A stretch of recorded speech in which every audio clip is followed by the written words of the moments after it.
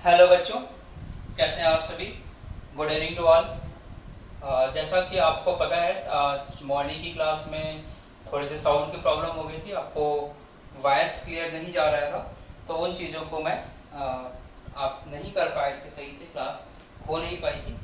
तो अब उसी क्लास को कंटिन्यू करते हुए मैं अभी आपकी क्लास स्टार्ट करने जा रहा हूँ। तो सभी का स्वागत है मिर्जापुर की टीम की तरफ से। मैं अखिल श्रीवास्तव, केमिस्ट्री की फैकल्टी, आप सभी का वेलकम करता हूं मुख्यमंत्री अभ्युदय योजना में। तो सभी लोग जल्दी जल्दी क्लास में आ जाएं। Very good evening to all. Shubhi, Shivangi, जो बच्चे अभी क्लास में आ रहे हैं, प्रखर, शिवभोजन, निखिल, सभी का स्वागत है, सभी का वेलकम है। हर्षित, थोड़ी सी इस तरह की क्लास में और जो हम मॉर्निंग की क्लास लेते हैं, थोड़ा सा डिफरेंस तो हो ही जाता है। एक्चुअली आपकी डायरेक्ट इंटरेक्शन वाली चीजें ज्यादा अच्छी होती हैं। चलिए, तो क्लास स्टार्ट करें। कल एक शुभी या शुभांगी के शायद डाउट थे एक क्वेश्चन का, वो डाउट मैं आपको बता देता हूँ और फिर उसके बाद फिर क्लास को स्टार्ट करते हैं, ठीक है। जैसा कि हमारा कल आप सटजेफ रोल की बात कर रहे थे और ये एक क्वेश्चन था जिसको एक्सप्लेन किया था, हिंदी में भेजा था हमारे अजीत ने। अजीत की क्वेश्चन को डिस्कस किया था, उसी से रिलेटेड एक क्वेश्चन और था, ऐसा नहीं, इब्राहिम ने भेजा था उसे, ठीक है। तो उस क्वेश्चन को भी थोड़ा सा डिस्कस कर लेते हैं, ठीक। अब जो इब्राहिम ने क्वेश्चन सेंड किया था उसको मैं आपको बताता हूँ। देखिए, आपका एक रिएक्शन थी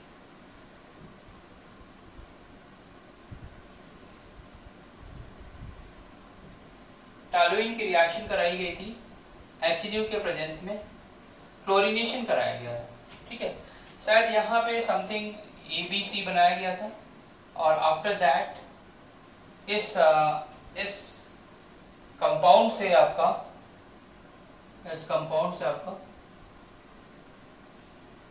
एल्डिहाइड बनाया गया था।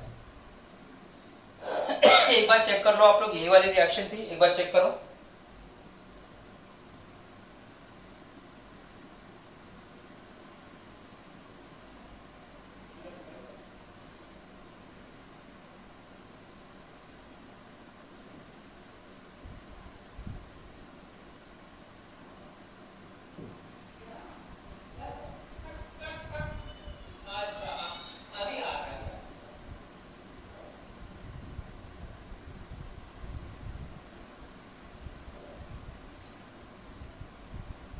देखिए, शायद यही प्रॉब्लम थी आप लोगों का, अभी मैसेज आ गया कि यही वाली प्रॉब्लम थी।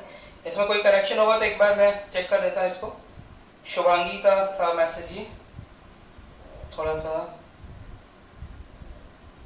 एक अजीत का भी क्वेश्चन था, वो भी डिस्कस कर लेंगे। वो अजीत मैं आपको अलग से बता दूंगा, क्योंकि आपने टोटल हिंदी लिखा हुआ है, तो बता दूंगा मैं आपको कैसे सॉल्व करेंगे उसे। देखिए, यही था। अब इसकी H2O से रिएक्शन कराई गई थी, 373 केल्विन पे, 373 केल्विन पे, तो ये प्रोडक्ट बना था। अब देखो इसे कैसे करेंगे, तो एक मैं इसके लिए आप लोगों को एक चीजें बताता हूँ। मैंने आपको एल्केन का हैलोजिनेशन सिखाया था, आपने वहां पे ये लिखा था, और हैलोजिनेशन में मैंने क्लोरीनेशन और ब्रोमिनेशन दो ही टर्म को बताया था, और मैंने बताया था कि क्लोरीनेशन की जो रिएक्शन होती है वो क्या होती है, वो रिएक्टिव होती है, और ब्रोमिनेशन की रिएक्शन जो होती है वो सेलेक्टिव होती है।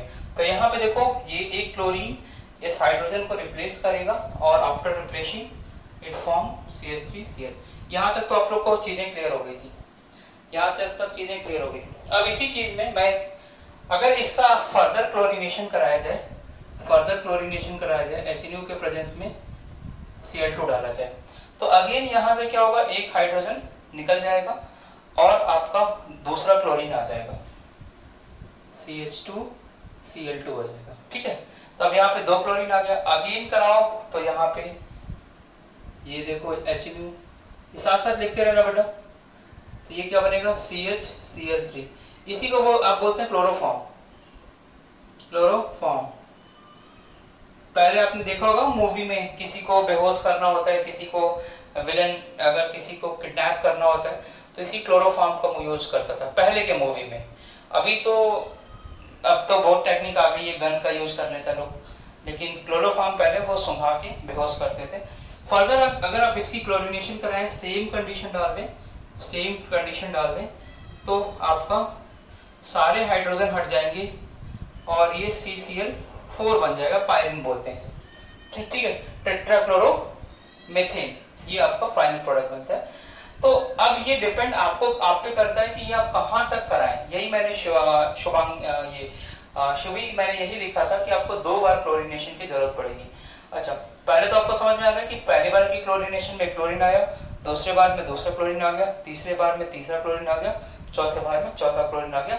डिपेंड करता है कि आपको कितनी नीड है या आप कैसा करना चाहते हैं। ठीक है, तो ये वाली रिएक्शन लिख लो, तो मैं जरा ऊपर वाली रिएक्शन एक्सप्लेन करता हूँ, है ना। अब देखो तुम्हें बनाना क्या है, यहाँ पे एल्डिहाइड बनाना है। तो तुम बच्चे तीनों तुम चाहो तो इसके तीनों हाइड्रोजन को रिप्लेस कर सकते हो। ठीक है, इसे लिख लो आप लोग, तो मैं इसे ऊपर वाली रिएक्शन को समझाऊं।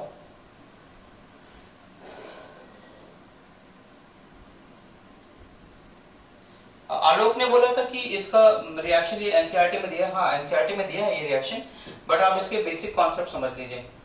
ठीक है, बेसिक कॉन्सेप्ट समझ लीजिए। अच्छा, अब देखो यहाँ पे क्या बन रहा है, तुम्हारा एल्डिहाइड बन रहा है। अच्छा, जरा एक चीज देखो और कॉन्सेप्ट के फॉर्म में लिख लो।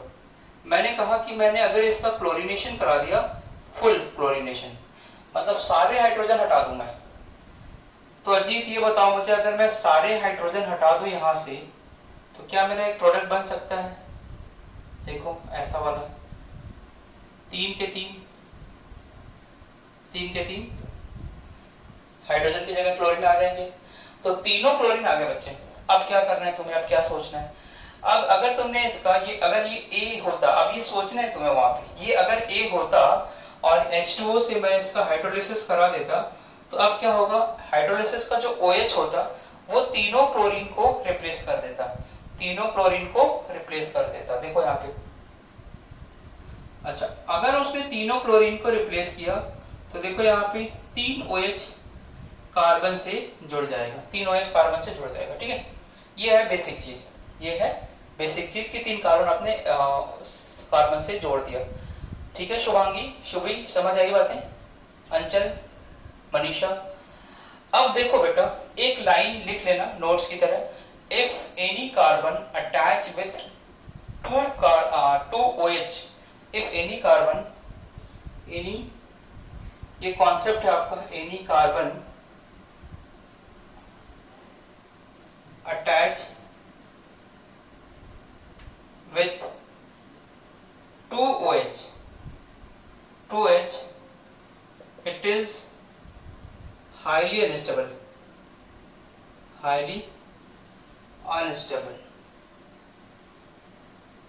अच्छा, अगर किसी भी कार्बन से 2 OH अटैच हो तो हाईली अनस्टेबल होता है, किसी एक ही कार्बन से। ठीक है, अलग अलग वाले से नहीं, मतलब अगर ग्लाइकॉल की बात करूं, एडजेसेंट वाले कार्बन पे नहीं, सेम कार्बन पे अगर 2 OH होगा तो हाईली अनस्टेबल होगा, और अगर 3 OH होगा तो वो और ज्यादा अनस्टेबल होगा। बात समझ में आई? 2 OH होगा तो हाईली अनस्टेबल, तो 3 होगा तो और ज्यादा अनस्टेबल, एक कार्बन पे हो जाए। तो वो क्या करेगा, कंपाउंड स्टेबल, अनस्टेबल है तो क्या करेगा, स्टेबल होने की कोशिश करेगा। ठीक है जी, अनस्टेबल है तो क्या करेगा, वो स्टेबल होने की कोशिश करेगा। तो भैया वो स्टेबल कैसे होता है? वो स्टेबल होता है, ये स्टेबल होगा बाय रिमूवल ऑफ H2O को रिमूव करके वो स्टेबल हो जाएगा। देखो ये कैसे स्टेबल होगा, यहाँ मैं टू द पॉइंट लिख रहा हूँ, ये स्टेबल होगा बाय रिमूवल ऑफ H2O। ये लाइन लिख लो, बड़ा इंपॉर्टेंट है कॉन्सेप्ट कि any carbon is attached with 2OH, it is highly unstable and it is stable due to the removal of H2O molecule. H2O molecule को remove करके ये stable हो जाता है। अच्छा, ये अगर आपने लाइन लिख ली है, समझ गए हैं यहाँ पे, तो मैंने कहा कि अब सुभी जरा तुम बताओ बेटा, अगर यहाँ पे 3H को हटाया 3Cl से, तो मैंने क्लोरीनेशन कितनी बार कराया? 1 बार कराया, 2 बार कराया या 3 बार कराया? बताओ, 1 बार कराया, 2 बार कराया या 3 बार क्लोरीनेशन कराई? बताओ जल्दी से। क्या आपको ऐसा लग रहा है कि आपने 3 बार क्लोरीनेशन कराया होगा? 3 बार क्लोरीनेशन कराया होगा और तभी ये बना होगा। और जब तुम इसका हाइड्रोलिसिस करा दोगे इसे हीट करके, तो यहाँ पे क्या होगा, 3 OH भी आ जाएगा। अब ये कंपाउंड क्या होगा, हाईली अनस्टेबल होगा। अगर हाईली अनस्टेबल है तो क्या करोगे तुम, देखो यहाँ पे इसको H2O निकाल दो, H2O, ये H2O निकाल दो। देखो कैसे निकाला मैंने, एक H यहां से, इसको ऐसे पकड़ के निकाल दो, जैसे भी तुम्हें समझ में आए, H2O निकाल दो। ठीक, देखो 2 हाइड्रोजन और 1 ऑक्सीजन निकाल दो, H2O निकल गया। अच्छा, H2O निकलने के बाद, H2O निकलने के बाद ये जो कंपाउंड होगा, अब यहां मैं, ये आप लोग लिख लो तो फिर मैं आगे बढ़ूं।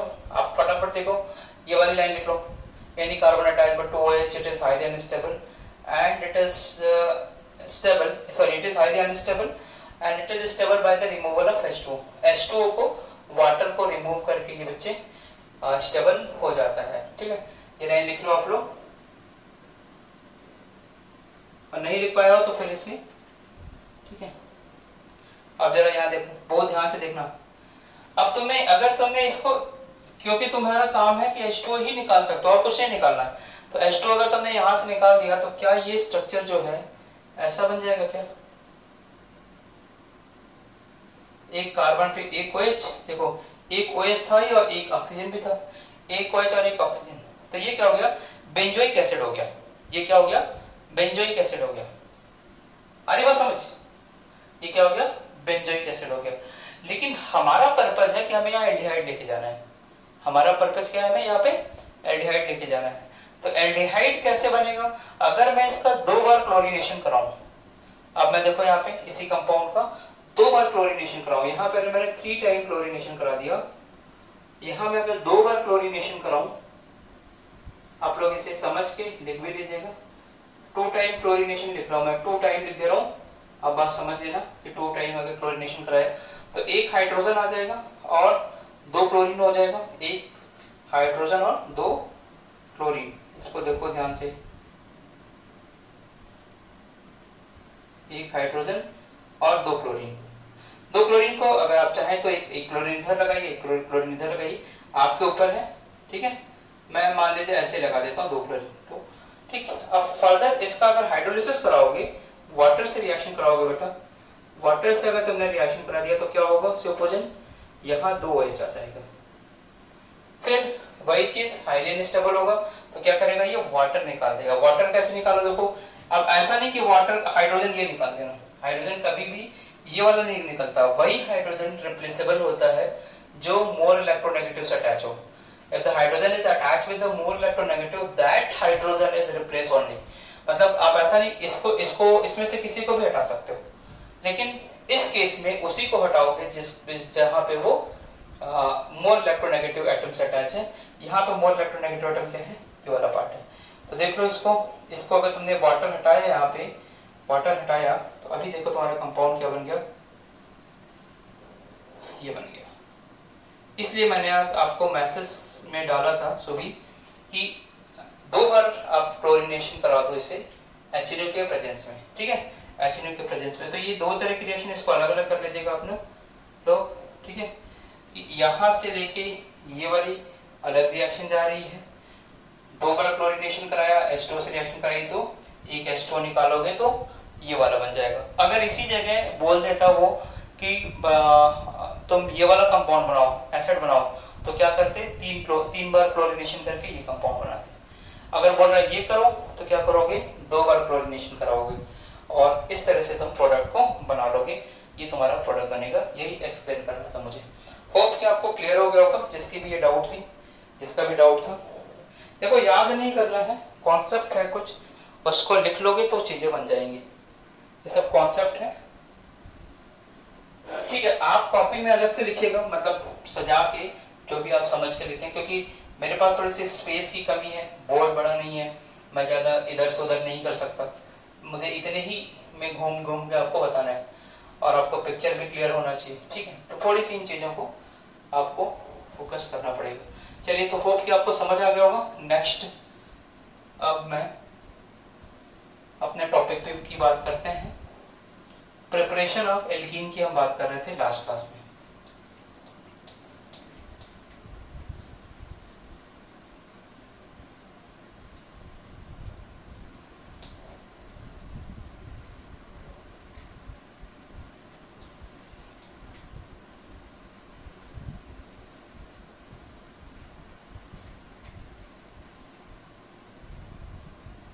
ठीक, होप कि आपको समझ आ गया होगा।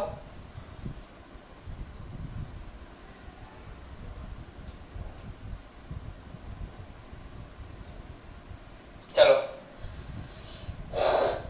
नेक्स्ट, मैंने प्रिपरेशन में आपको डिहाइड्रेशन सिखाया था अल्कोहल का, जिसमें आपने वाटर निकाल दिया था H2SO4 एसिड के प्रेजेंस में। फिर सेकंड रिएक्शन आपने पढ़ी थी डिहाइड्रोहैलोजिनेशन। डिहाइड्रोहैलोजिनेशन का मतलब है निकालना किसको, हाइड्रोजन और हैलोजन को। ये बीटा एलिमिनेशन होती है और ये सेटजेफ रूल को फॉलो करता है। मतलब ये हुआ कि जो मेजर प्रोडक्ट बनेगा वो सेटजेफ को फॉलो करेगा। ध्यान रखना, जो मेजर प्रोडक्ट बनेगा वो सेटजेफ को फॉलो करेगा।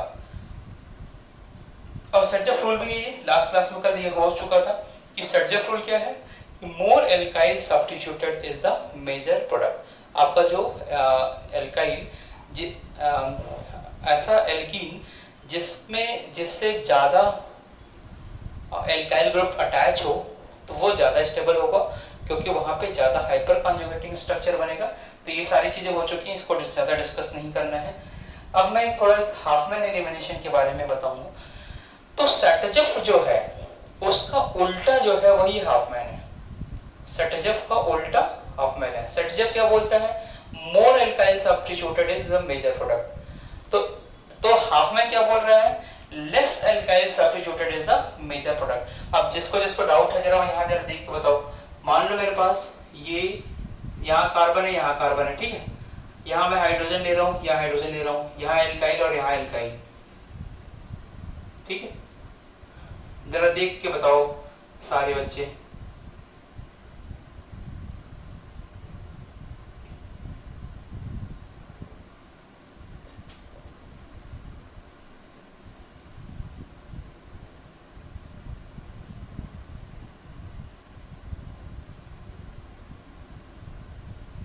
बताओ, अब अगर मैं बोलूं कि इसमें कौन सा एल्काइल आपका ज्यादा स्टेबल है, तो सबसे ज्यादा स्टेबल ये वाला होगा। क्यों? क्योंकि आपको बोला था मोर एल्काइल सब्स्टिट्यूटेड। जो एल्कीन ज्यादा एल्काइल से सब्स्टिट्यूटेड होगा, घिरा हुआ होगा, जैसे ये एल्कीन 1 2 3 4 एल्काइल ग्रुप से घिरा हुआ है, तो ये ज्यादा स्टेबल होगा। लेस स्टेबल कौन होगा, ये वाला देखो 1 2 3 एल्काइल से घिरा हुआ है, तो ये इसके कंपैरिजन में कम स्टेबल होगा। ये वाला एल्काइल सिर्फ दो ही ये वाला एल्कीन जो है सिर्फ दो ही एल्काइल ग्रुप से घिरा हुआ है, तो ये क्या है, लेस स्टेबल होगा। सबसे कम स्टेबल ये होगा, ये आपका रूल है। तो ये जो प्रोडक्ट बना जिसमें ज्यादा एल्काइल हुआ वो किसको फॉलो करेगा, सेटजेफ को, सेटजेफ रूल, ठीक है। या इसी को आप वो जो आपने नाम दिया था जेट्स लॉ, या अलेक्जेंडर जोइट्स उसका नाम था, जेटवेस क्या नाम था, रुको आपने भेजा था ना मुझे, एक मिनट में, इब्राहिम ने भेजा था, उसको मैंने ग्रुप में डाला था। अब मैं उसका उल्टा वाला पार्ट बता रहा हूँ, है ना।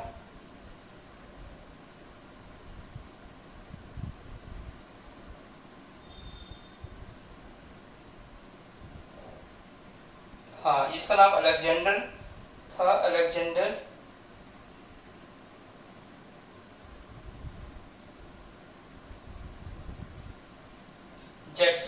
जेटसेफ नाम था। सेटजेफ रूल बोलते हैं आप, एनसीईआरटी ने सेटजेफ रूल लिखा है। साइंटिस्ट का नाम तो जो था वो था आपका, आपने ही भेजा था मुझे, जेटसेफ, तो इसलिए आपने इसको सेटजेफ रूल बोलिए, जेटसेफ रूल बोलिए। तो लेकिन अगर कहीं बाई चांस ऐसा प्रोडक्ट बन गया जहां पे लेस एल्काइल सब्स्टिट्यूटेड होगा, तो आपको ये ध्यान रखना है उस प्रोडक्ट वो किसको फॉलो कर रहा है, हाफमैन एलिमिनेशन का। हाफमैन,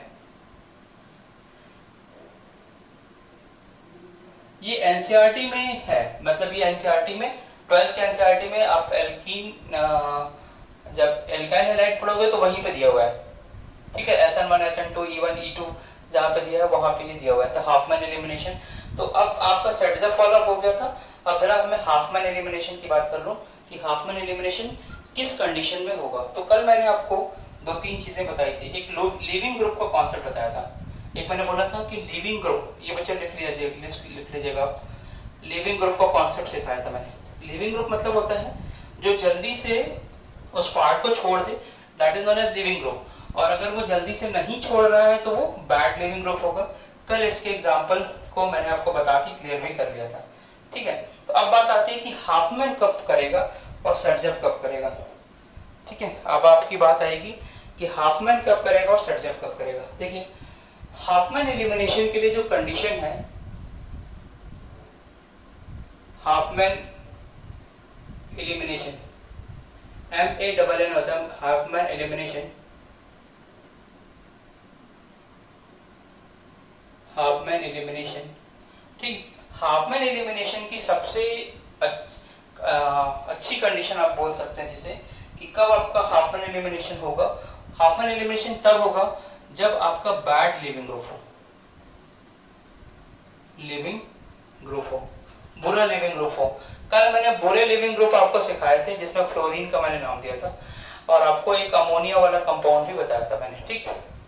दूसरा, जो बेस होना चाहिए, बेस, क्योंकि ये जो रिएक्शन होती है एलिमिनेशन वो बेस के प्रेजेंस में हो रही थी, तो बेस में आपने क्या लिखा था, अल्कोहलिक क्यूएच लिखा था या NaOH लिखा था। तो यहाँ पे जो बेस है, अब जो अल्कोहलिक क्यूएच है बेटा या NaOH है, ये स्ट्रॉन्ग बेस होता है। अगर मैं बेस बल्कि बेस ले लूं, बेस क्या होना चाहिए, ये वाला बेस से काम नहीं चलेगा, कैसा बेस लेना पड़ेगा, बल्कि बेस। बल्कि का मतलब समझते हो, बल्कि का मतलब समझते हो, बल्कि का मतलब होता है भारी। ऐसा है बेस जो भारी बेस हो। अब भारी बेस कैसे बनाओगे, अब तुम ऐसा थोड़ी ना देखोगे उसको तौल के देख रहे हो कि हल्का है कि भारी है। ऐसा बेस जिसके चार सराउंडिंग में ढेर सारे एल्काइल ग्रुप ऐसे जुड़े हों, इसका मतलब है कि वो बल्कि बेस है, ठीक। जैसे ये मेरा मार्कर है, मार्कर के चारों ओर इसको जोड़ दो ढेर सारे एलिमेंट, तो ये मार्कर क्या हो जाएगा, अब बल्कि हो जाएगा। अब ये उतना बल्कि नहीं है। तो हाफमैन एलिमिनेशन की पहली कंडीशन, बैड लिविंग ग्रुप अगर आपको दिख जाए या बल्कि बेस दिख जाए, ये इसको बोलते हैं बल्कि बेस। बल्कि बेस, बल्कि मतलब होता है हिंदी में बोलते हैं भारी, बेस मतलब क्षार, तो भारी क्षार होगा तो आपका हाफमैन एलिमिनेशन को ही प्रेफर करेगा। हाफमैन एलिमिनेशन ऐसी कंडीशन दिखेगी तो हाफमैन एलिमिनेशन ही जाएगा और कुछ नहीं जाएगा। और अगर हाफमैन एलिमिनेशन गया तो आपका जो प्रोडक्ट था वो माइनर प्रोडक्ट बनेगा, मेजर प्रोडक्ट नहीं बनेगा। माइनर प्रोडक्ट बनेगा, मेजर प्रोडक्ट नहीं बनेगा। ये चीज मैंने आपको बताई थी, ये लिख लीजिएगा मेन पॉइंट। अब मैं थोड़ा सा इसके एक एग्जांपल पे आ रहा हूं, इसके एग्जांपल पे आ रहा हूं। मान लो मैंने यहाँ पे क्लोरीन ले लिया, मान लो मैंने यहाँ पे क्लोरीन ले लिया। अब मैं इसका एलिमिनेशन करा रहा हूं, एलिमिनेशन करा रहा हूं। एलिमिनेशन मैं किसी बेस के प्रेजेंस में करा रहा हूं, मान लो NaOH के प्रेजेंस में करा दूं, या आप अल्कोहलिक क्यूएच ले लीजिए, या NaNH2, ये भी बहुत अच्छा बेस होता है। ये तो सबसे खतरनाक बेस होता है, नाम लिख लीजिएगा NaNH2, ये बहुत ही खतरनाक बेस होता है आपका, ठीक है। तो इसमें से कोई भी बेस ले लो या जो तुम्हें मन करता है वो ले लो ना, बेस स्ट्रॉन्ग बेस होना चाहिए। अच्छा, अब देखो ये जो बेस है ये हल्का बेस है, मतलब देखो आपको भी दिख रहा है साइज छोटी छोटी सी है, तो ये आपका मतलब नॉर्मल सा बेस है और ये अच्छा लिविंग ग्रुप भी है। बुरे लिविंग ग्रुप में फ्लोरीन की मैंने बात की थी। अच्छा, तो यहाँ पे जो प्रोडक्ट बनेगा, देखो ये क्लोरीन हटा है यहाँ से, क्लोरीन जहां पे है उसका अल्फा पोजीशन देख लो, एक अल्फा यहां से मिलेगा, एक अल्फा यहां से मिलेगा, एक अल्फा यहां से। तो तुम्हारे पास ऑप्शन क्या है, एक तो डबल बॉन्ड यहां बन जाए, देखो क्या मैं लिख दूं, अगर 1 2 3 4, बहुत ध्यान से देखते रहना। एक तो हो सकता है कि इस एलिमिनेशन में यहाँ का हाइड्रोजन जाए, बेस पकड़ ले। अब मैकेनिज्म मैं नहीं बताऊंगा क्योंकि बता रखा है मैंने, और ये इसका बॉन्ड इधर शिफ्ट होगा और क्लोरीन यहाँ से निकल जाएगा। तो एक बॉन्ड यहाँ शिफ्ट हो सकता है, दूसरा बॉन्ड इनके बीच में शिफ्ट हो सकता है, देखो इधर इधर, तीसरा बॉन्ड इधर शिफ्ट हो सकता है। तो इधर और इधर बात तो एक ही हुई, चाहे इस पे लगा दो सेंस पे लगा दो तो एक ही बात हुई। तो यहाँ दो तरह के प्रोडक्ट बनेंगे, यहाँ दो तरह के प्रोडक्ट बनेंगे, दूसरा और तीसरे के बीच में डबल बॉन्ड लगा दो, पहला दूसरा तीसरा चौथा, और इस पे तुम ऐसे रख दो, ठीक। ये आपका एक प्रोडक्ट बनेगा। एक यहां से मैं बना देता हूं, एक यहां से बना दे रहा हूं, एंड दूसरा बनेगा, दूसरा कहां से बनेगा, इसको लगा देता हूं ऐसे, डबल बॉन्ड इसके बीच में बना दो और इसको ऐसे। देखो ध्यान से देख लो सभी बच्चे, 1 2 3 4, तो ये दो प्रोडक्ट बनेंगे, दिस एंड दिस। दिस ए बनेगा और बी भी बनेगा, ए भी बनेगा और बी भी बनेगा, ठीक है। चलो लिख लो इसे फटाफट, ए भी बनेगा बेटा और बी भी बनेगा। यहाँ पे ये रिएक्शन जो है, ये रिएक्शन सटजफ रूल को फॉलो करेगी। सटजफ रूल को फॉलो करेगी मतलब क्यों सटजफ रूल को फॉलो कर रही है, क्योंकि इसमें एक तो मैंने क्या किया, अच्छा लीविंग ग्रुप लगाया, दूसरा क्या किया, अच्छा बेस लगा दिया। अच्छा लीविंग ग्रुप और अच्छा बेस, तो क्या होगा, ये जाएगा और ये जाए, तो ये मेजर प्रोडक्ट जो होता है तुम्हारा हाफमैन एलिमिनेशन को प्रोसीड करेगा। तो मेजर रिएक्शन क्या होगा, मेजर प्रोडक्ट क्या होगा, देखो यहाँ से इस डबल बॉन्ड के इधर एक एल्काइल, इधर एक एल्काइल, इधर एक एल्काइल, तो मोर एल्काइल सब्स्टिट्यूटेड है। इस डबल बॉन्ड के इधर कुछ नहीं है, सिर्फ इधर में ही तुम्हारा एल्काइल ग्रुप है, तो this is more stable then this. तो ये आपका मेजर प्रोडक्ट बनेगा अगर उसने सटजफ को फॉलो किया, और यहाँ पे वो सटजफ को फॉलो कर रहा है। तो जरा फटाफट लिख लीजिए, ये एग्जाम्पल है आपका। होप कि आप लोगों को समझ आ रही होंगी चीजें। अब बहुत ध्यान से चीजों को देखो बच्चों, क्योंकि गलतियां आप एग्जाम में कर देंगे अगर क्वेश्चन को थोड़ा सा भी घुमाया। तो मेरी कोशिश है कि आप चीजों को अच्छे से करें। ये है मेजर, मेजर मतलब होता है मुख्य उत्पाद ना, और माइनर का मतलब होता है जो मुख्य उत्पाद की जो सेकेंडरी वाला जो बनता है, जो दूसरा वाला बनता है, उसी को बोलते हैं माइनर। तो ये मेजर होगा, ये माइनर होगा, ठीक है। ये मेजर होगा, ये माइनर होगा। होप की समझ आ गया होगा। आलोक मैसेज करो, समझ आया। मनीषा, अंचल, शुभांगी, सुभी, सौम्या, प्रखर, निखिल, आदित्य, हर्षित,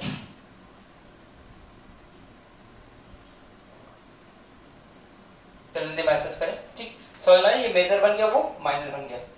अब ये मेजर अगर बाई चांस ये मेजर बन जाता, बाई चांस अगर ये मेजर बन जाता और ये माइनर बन जाता, तो कौन सा एलिमिनेशन होता, नाम बताओ कौन सा एलिमिनेशन होता। उस एलिमिनेशन का नाम क्या होता, हाफमैन एलिमिनेशन। ये कौन सा है, सटजफ एलिमिनेशन। ये सटजफ रूल को फॉलो कर रहा है, दूसरा वाला हाफमैन को फॉलो कर रहा है। तो अब मैं आपको थोड़ा सा हाफमैन के बारे में चीजें लिख रहा हूं। देखो सेम एग्जांपल लिख रहा हूं मैं, सेम एग्जांपल, सेकंड एग्जांपल लिख लीजिएगा। यहां मैं क्लोरीन की जगह फ्लोरीन लगा दे रहा हूं। अगर मैंने क्लोरीन की जगह फ्लोरीन लगाया, इसका मतलब क्या है कि बैड लिविंग ग्रुप दिख गया।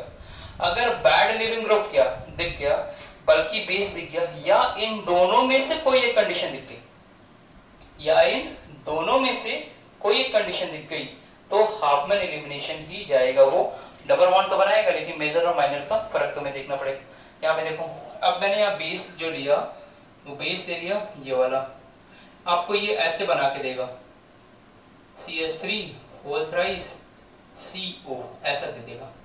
अब आप इसको समझना है आपको कि यहाँ पे CH3, ये CH3 एक यहाँ पे गया, तो ये इसका मतलब क्या है, ये बल्कि बेस है, ऐसे बना के दे देगा, ठीक। और इसको हीट कर दिया, तो बेटा बल्कि बेस अब क्या होगा, देखो यहाँ पे भी बन सकता है और यहाँ पे बन सकता है, ये भी बन सकता है, और दूसरा मतलब बनेगा तो दोनों ही, ऐसा नहीं बन सकता है, बनेगा ही, बन नहीं सकता, बनेगा ही, ये भी बनेगा ये भी बनेगा। लेकिन जैसे ही तुमने देखा कि बल्कि बेस और बैड लिविंग ग्रुप का कॉन्सेप्ट आ गया, तो ये हाफमैन एलिमिनेशन को जाएगा, और हाफमैन एलिमिनेशन मतलब less substituted alkene is the major. तो ये आपका मेजर होगा। यहाँ पे बहुत इंपॉर्टेंट रिएक्शन आप पढ़ रहे हैं। कभी कभी आप लोग को लग रहा होगा कि आप मेजर आंसर लगाते होंगे, माइनर वाला आंसर दे रखा है। माइनर लगाते हैं तो मेजर वाला देके रखते हैं। वो यही रीजन होता है कि आपका बेस या तो चेंज कर देता है या तो यहाँ पे बैड लिविंग ग्रुप लगा देता है, तो सेट जब की जगह हाफमैन एलिमिनेशन चली जाती है। तो देख लो बेटा ये होता है, ठीक है। तो जरा लिख लो, फिर मैं बताता हूँ कि ऐसा ही क्यों होता है ना। इसको बता दूंगा, फिर कॉन्सेप्ट खत्म हो जाएगा, फिर हम नेक्स्ट पॉइंट पे आ जाएंगे। लिख लो फटाफट इसे।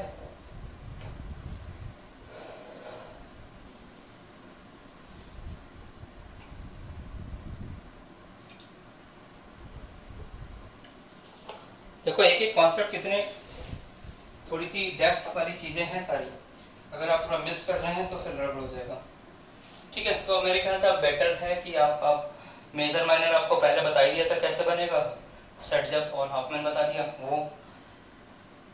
अब बहुत ध्यान से सुनो, मैंने बोला कि माइनर वाला हाफमैन एलिमिनेशन को प्रेफर करता है। तो सौम्या ने बोला सर ये ऐसा आपने तो बता दिया कि ये और ये, तो बेटा दूसरी चीज यही तो एग्जांपल ही आएगा, या तो यहाँ पे फ्लोरीन दे देगा या यहाँ पे NH3 लिख दे देगा, यही दो ही देगा, क्योंकि बैड लिविंग ग्रुप में यही दो कॉमन एग्जांपल है जो 95% केस में यही पूछा जाता है, 95% केस में।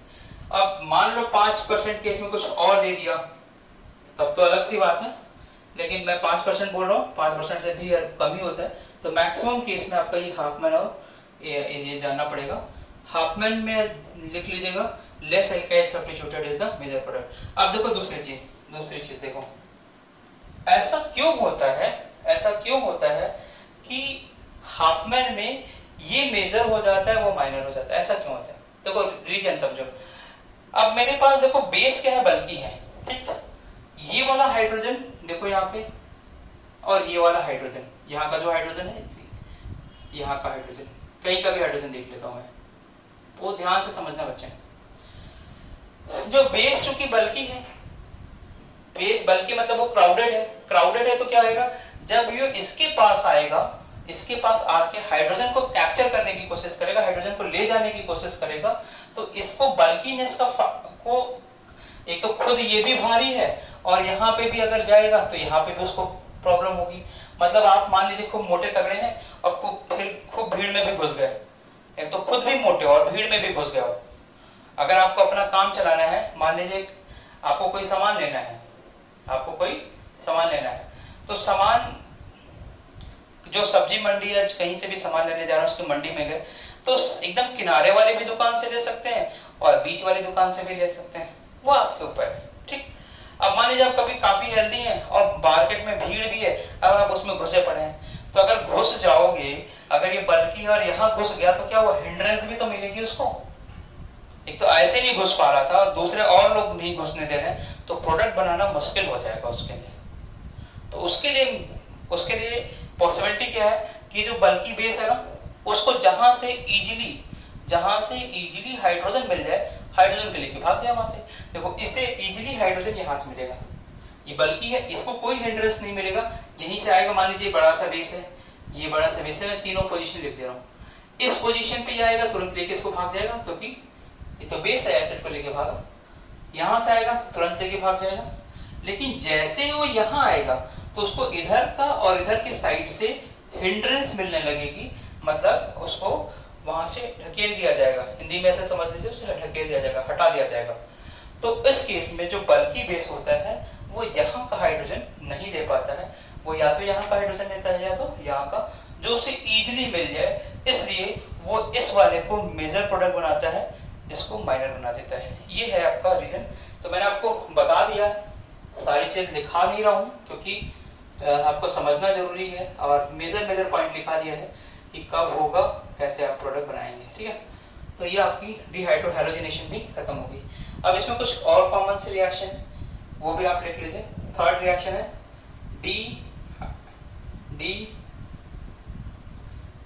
हैलोजिनेशन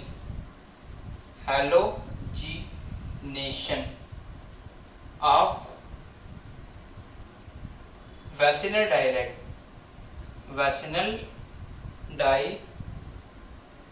पहले ये हेडिंग लिख लो, फिर मैं यहां समझाता हूं तुम लोगों को ये क्या होता है वैसिनल।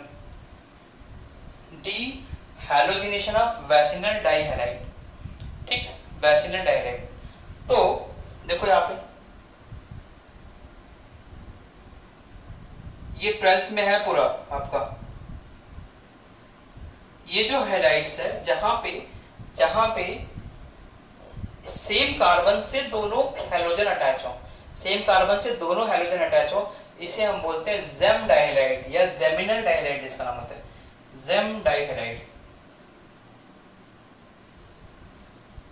डाइहैलाइड मतलब दो हैलोजन होना चाहिए, और जेम का मतलब वो जो सेम उसी वाले पॉइंट पे जुड़ा हो उसे बोलते हैं जेम। जैसे ब्रेड है, जेली और ब्रेड था ना, जैम और ब्रेड लगा के खाओ, तो जैम लगाओगे तो दोनों ब्रेड चिपक जाता है उसी पॉइंट पे आ जाता है। तो जैम का मतलब सेम ही पॉइंट पे क्या हो, सेम ही पॉइंट पे वो डाइहैलाइड्स हो।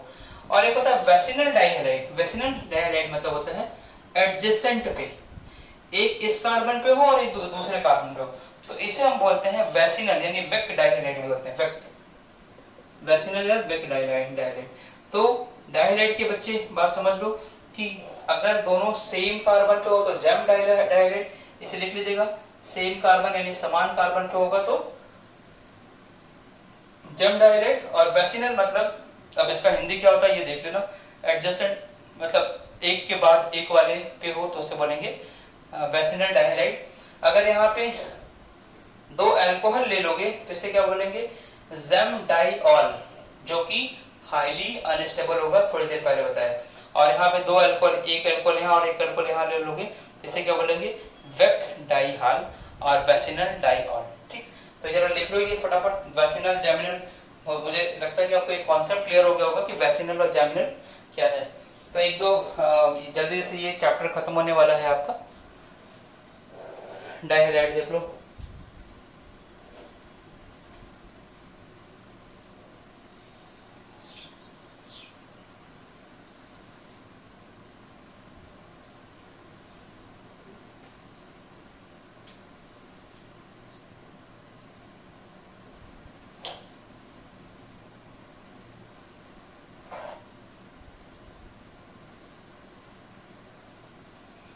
तो जो ये सोच रहा है कि ये सिर्फ 11 चल रहा है, ये 12th भी चल रहा है, ठीक है।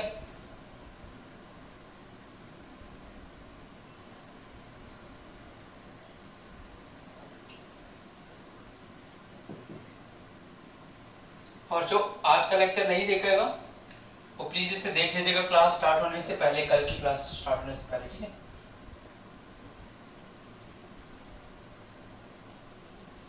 चलो अब देखो वेसिनल डाइहैलाइड के बाद, अच्छा पहले तो ये समझ में आ गया डाइहैलाइड। अब मुझे क्या करना है, सॉरी डी है ना, डी हैलोजिनेशन।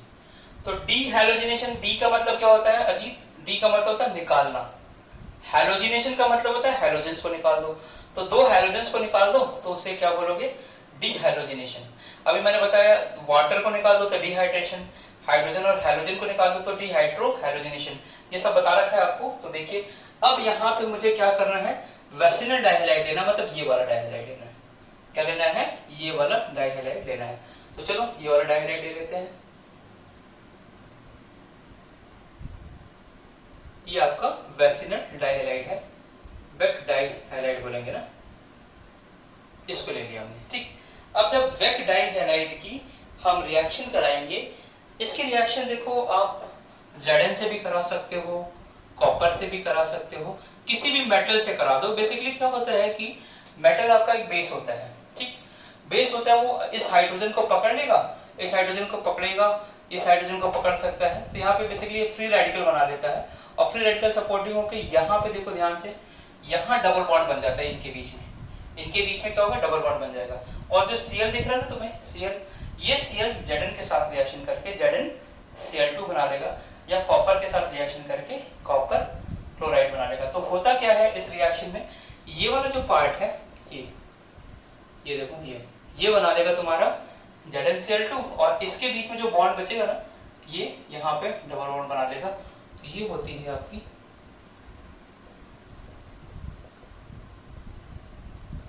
ध्यान रखिएगा, vicinal dihalide in the presence of zinc and copper it gives alkene, this is the formation of alkene. ये आपकी एल्कीन की फॉर्मेशन की रिएक्शन है,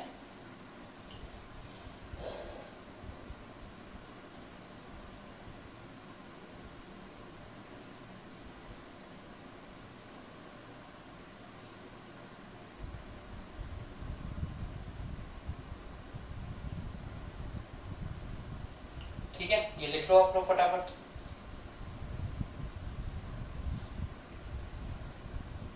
अंचल समझ आ रहा है बच्चे? अंचल, मनीषा, शुभी, सौम्य, हर्षित, आलोक, राहुल, राहुल नहीं, नाम भूल गया। चलिए अब थोड़ा यहाँ देख लेते हैं, एक क्वेश्चन और दे देता हूँ।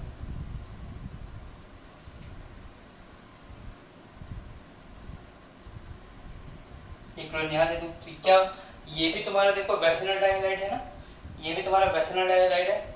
इसको अगर तुम चाहो तो एक को दिखा दो कि आउट ऑफ द प्लेन है, और एक क्या है तुम्हारा बिलो द प्लेन है, एक प्लेन के ऊपर एक प्लेन के नीचे। अगेन Zn कॉपर से रिएक्शन कराओ, क्या बनेगा? डबल बॉन्ड यहाँ, ZnCl2 यहाँ बन गया, हो गया। देखो वेसिनल डायलाइड से ये रिएक्शन फॉलो कर ली। जेमिनल डायलाइड के साथ भी कभी कभी ये कंपाउंड बनता है जेम विद जेम डायलाइड। हालांकि हम इसे प्रेफर नहीं करते हैं, बट अगर कभी आ जाता है तो विथ जेम डायलाइड से भी आप रिएक्शन करा सकते हैं। जेम डायलाइड का मतलब क्या हुआ? जेम डायलाइड का मतलब क्या हुआ कि दोनों ही ब्रोमीन या दोनों हाइड्रोजन कहां से होंगे?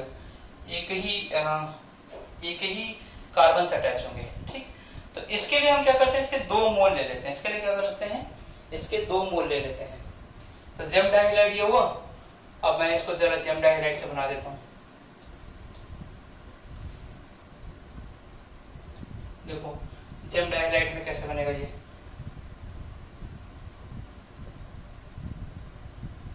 यहाँ मैं Cl ले लिया मान लो इधर, और यहाँ पे मैंने बताया कि आपका क्लोरीन है, मान लो मैंने क्लोरीन ले लिया या ब्रोमीन ले लेता हूँ, वो मेरे ऊपर है कि क्या मैं लूँ। अरे यहाँ ले लो ये CH3, ये सब गायब कर दो बेटा।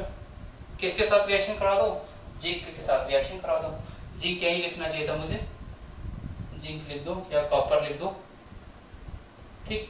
तो अब देखो इधर का और इधर का ये दोनों जुड़ेगा, CH3CH CH3CH CH3CH CH3 से, बाकी क्लोरीन गायब हुआ।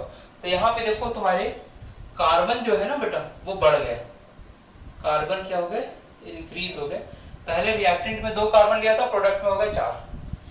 तो जेम को ज्यादा प्रेफर नहीं करते हैं, तो जेम डाइहाइड की ये रिएक्शन है, ये देख लो। 1-2 रिएक्शन और बची हुई है।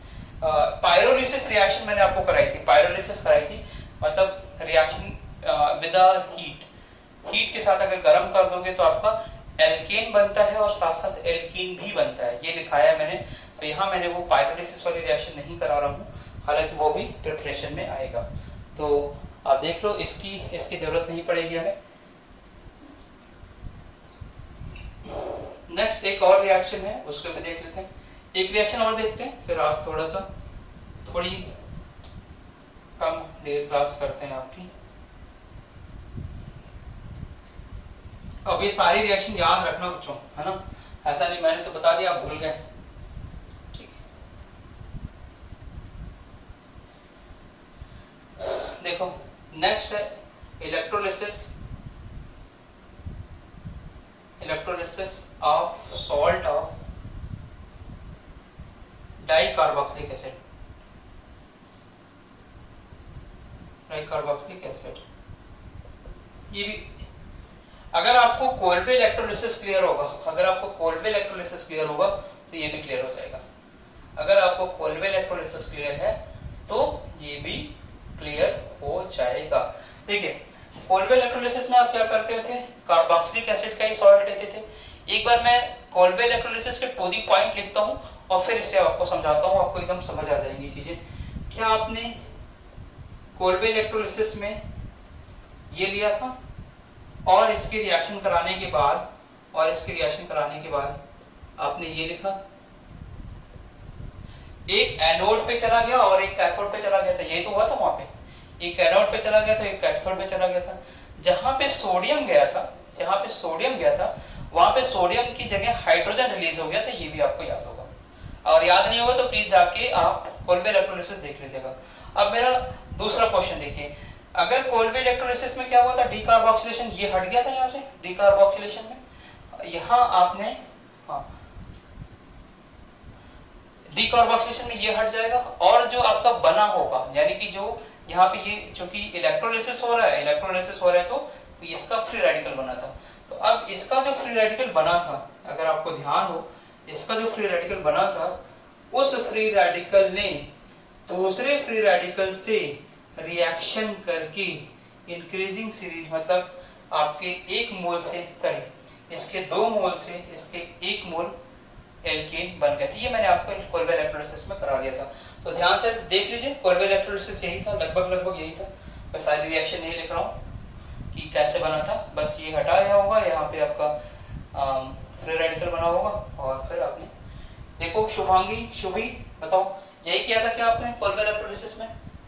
कोलवे इलेक्ट्रोलिसिस में यही किया था आपने, ठीक है, यही किया था, ये किया था। अच्छा, अब जरा ध्यान से सुनो, इलेक्ट्रोलिसिस यहाँ पे भी मैं कर रहा हूं, सेम सॉल्ट ले रहा हूं, लेकिन सॉल्ट में एक ही चेंज कर रहा हूं कि डाई कार्बोक्सिलिक एसिड, मतलब ऐसा सॉल्ट ले रहा हूं जिसमें 2 कार्बोक्सिलिक एसिड है। तो क्या मैं इसी सॉल्ट को चेंज करके, जरा देखो ध्यान से, CH2 और यहाँ पे CH2 कर दो, देखो यही बनेगा ना, यही सॉल्ट ले लो, सेम रिएक्शन होगी यहाँ पे भी जो आयंस बनेगा बेटा, देखो ध्यान से देखते रहना सभी, या यहाँ पे भी ऐसे ही बनेगा ना, और इन दोनों में ही ये हट जाएगा, अगर ये पार्ट आपका, ठीक है, और इस पे फ्री रेडिकल बनेगा, यहाँ बेसिकली यहाँ CH2 था तो यहाँ पे 2 बनेगा, और दोनों पे ही फ्री रेडिकल बनेगा, और ये दोनों ही फ्री रेडिकल आपस में बॉन्ड बना लेंगे, तो क्या यहाँ पे डबल बॉन्ड नहीं बन जाएगा तुम्हारा? देखो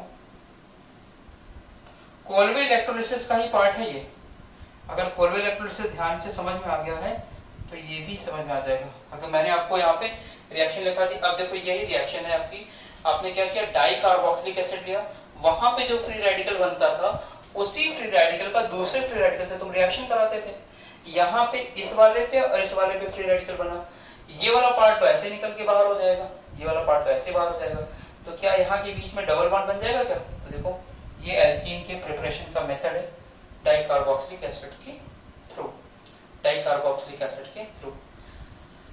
तुम एक और बनाना चाहते हो डबल बॉन्ड, यहाँ पे ये मतलब डाइकार्बोक्सिलिक एसिड की जगह यहाँ पे डाइईन भी ले लेना, तो ट्रिपल बॉन्ड बन जाएगा, ये तुम्हारे ऊपर है। तो ये आपका electrolysis of salt of dicarboxylic acid, when dicarboxylic is electrolysed it gives, क्या देगा आपको, यहाँ इलेक्ट्रोलिसिस करा दिया तो आपको क्या बन जाएगा, एल्कीन बन जाएगा, ठीक है। तो ये होगी आपकी रिएक्शन। तो होप कि आपने कोलवे इलेक्ट्रोलिसिस पढ़ा होगा, और कोलवे इलेक्ट्रोलिसिस पढ़ा तो ये भी बन जाएगा, ठीक है। तो चलिए फिर अब हम लोग थोड़ा नेक्स्ट क्लास में डिस्कस करते हैं। होप कि आपको समझ आ गया होगा ये सारी चीजें, है ना, समझ आ गया सभी को ये चीजें? अगर समझ आ गया होगा तो हम लोग नेक्स्ट क्लास में मिलते हैं, और नेक्स्ट क्लास में ये वाला पार्ट 1-2 लेक्चर में ये पूरा चैप्टर या 3 लेक्चर में ये पूरा चैप्टर खत्म हो जाएगा, ठीक। तो आप अगर बोलेंगे तो मैं आपको रिडॉक्स रिएक्शन करा दूंगा, या आपकी जो मर्जी होगी, एक आप फिजिकल केमिस्ट्री का पढ़ लीजिए, फिर हम फिर से ऑर्गेनिक या इन चीजों में आ जाएंगे, ठीक है, या रिडॉक्स ही कर लीजिए पहले। जो आप मैसेज करेंगे कि सर ये करा दीजिए तो वो मैं करा दूंगा, या आप 12th का कोई टॉपिक लेना चाहते हैं 12th का टॉपिक ले लीजिए, आपके ऊपर है। तो ये देख लीजिए electrolysis of salt of dicarboxylic acid. तो होप कि आपको समझ आया होगा। आप सभी टाइम पे होते हैं, आप सभी मेहनत कर रहे हैं, इसके लिए सभी का थैंक यू, और सभी अच्छे से पढ़ाई करिए, अपने लोगों का ख्याल रखिए, अपना ख्याल रखिए, ठीक है, क्योंकि अभी भी हम जो कंडीशन है पेंडेमिक वाला, हम उससे थोड़े से सही हुए हैं, पूरी तरह से सही नहीं हुए हैं। तो प्लीज अपने लोगों का ख्याल रखिए, अपना भी ख्याल रखिए, और पढ़ाई करते रहिए। तो ठीक है, मिलते हैं हम लोग नेक्स्ट लेक्चर में। होप कि आप कॉन्सेप्ट क्लियर हो गए, ठीक है। Thank you to all, thank you all, thank you Suhasini, Shubhi, Shivangi, सभी को थैंक यू।